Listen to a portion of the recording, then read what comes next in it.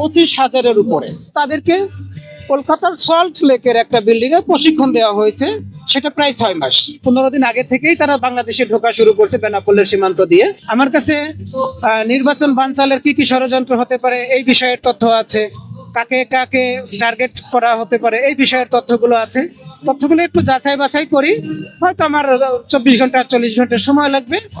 আমি এগুলো আপনাদের সামনে ইনশাল্লাহ প্রচার করে দেবো, যদি আমি বেঁচে থাকি ইনশাল্লাহ। এই পরিকল্পনাটা করা হয়েছিল আরো 1 বছর আগে। যারা বাংলাদেশ থেকে ছাত্রলীগ, যুবলীগের, আওয়ামী লীগের যারা ভারতে গিয়েছিল, তারা বুঝতে পারছিল যে শেখ হাসিনার চট করে ঢুকে যেতে পারবে না।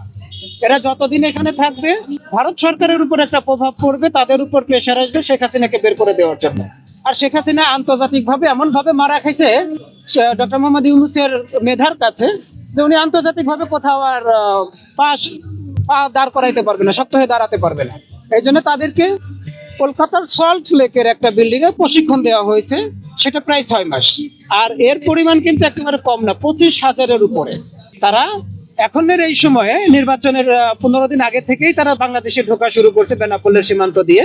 এবং তারা এখন পর্যন্ত গোপালগঞ্জের সাবেক ডিআইজি মিজানুর রহমান, যাকে খুলনার ভূমিদস্যু বলা হতো, ওনার একটা রাইস মিল আছে, সেটা হচ্ছে টুঙ্গিপাড়াতে।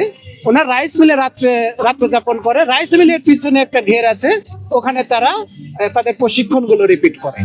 ভারতের না, এরা আওয়ামী লীগ ছাত্রলীগেরই, কিন্তু ভারতে বসে প্রশিক্ষণ দেওয়া হয়েছে।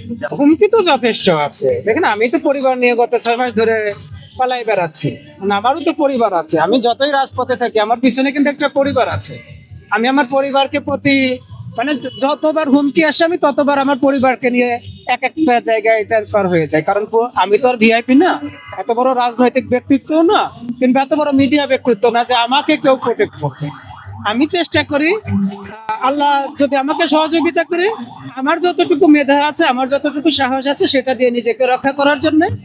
আর আমি প্রতিজ্ঞা করেছি যে জুলাইয়ের যারা আছে, জুলাইকে যারা ধারণ করে, তাদের পাহারাদার হতে আগামী দিনে নির্বাচনের যেসব গণহত্যা হওয়ার সম্ভাবনা আছে, এই মানুষগুলোর পাহারাদার হবে। সারা বাংলাদেশে আমার সোর্স আছে। আমি চাকরি করেছি তো দীর্ঘ 14-15 বছর, পুলিশের চাকরি করেছি। তো এই চাকরি না, শেখ হাসিনার সময় এবং বেনজিরের সময় পুলিশ কিন্তু খুব চাঙ্গা ছিল। ওরা কিন্তু এক সেন্টেন্সে কথা শেষ, ধর তক্তা মারপেট। বেনজির সাহেব কিন্তু বলে দিত, এই যে রাইফেল দিয়েছি, এটা কিন্তু লাঠি হিসেবে ব্যবহার করার জন্য না, গুলি করে দাও। আর এখন আমরা কি দেখি, রাইফেলটাকে সরিয়ে নিয়ে পুলিশের হাতে লাঠি ধরাই দেওয়া হয়েছে। স্বরাষ্ট্র উপদেষ্টা মহোদয়, উনি তো আসলে একজন অযোগ্য, অদক্ষ, নির্লজ্জ একজন ব্যক্তি। ওনাকে ওখান থেকে সরিয়ে দেন, আমাকে 1 মাসের জন্য বসাই দেন। আমি আপনাদের সামনে কথা দিলাম, সারা বাংলাদেশের মানুষের সামনে চ্যালেঞ্জ করলাম, আইন শৃঙ্খলা রক্ষাকারী বাহিনীকে যদি ঢেলে সাজাতে না পারি, এই শাহবাগ মোড়ে এসে কান ধরে। পরবর্তী সংবাদ দেখার জন্য আমন্ত্রণ এবং সাবস্ক্রাইব করে বার্ড নিউজের পাশে থাকুন।